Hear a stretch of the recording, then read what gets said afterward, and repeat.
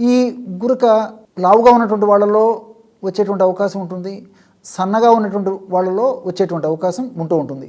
లావుగా ఉన్నటువంటి వాళ్ళలో కొవ్వు ఎక్కువగా దేహంలో ఉండడం చేత, అదేవిధంగా పొట్ట భాగంలో కొవ్వు ఎక్కువగా ఉండడం చేత ఇలాంటి పరిస్థితి ఉన్నప్పుడు గురక సమస్య చాలా మందిలో కలుగుతూ ఉంటుంది. మరి సన్నగా ఉన్నటువంటి వాళ్ళలో అయితే ముక్కు భాగంలో ఏదైనా సమస్యలు ఉండడము, అదేవిధంగా రొంపలు, శ్లేష్మాలు ఇలాంటివి ఉండడము, గొంతుకు సంబంధించినటువంటి సమస్యలు ఉండడము, ఇలాంటివి ఉన్నప్పుడు వాళ్ళు సన్నగా ఉన్నప్పటికీ గురక సమస్య వాళ్ళని వేధిస్తూ ఇబ్బంది పెడుతూ ఉంటుందన్నమాట. ఈ యొక్క సమస్య తగ్గేందుకు నేను గత కొన్ని వీడియోల్లో కూడా చాలా సులువైనటువంటి ఔషధయోగాలు తయారు చేసుకునేటువంటి విధానము, వాడే విధానము తెలియజేయడం జరిగింది.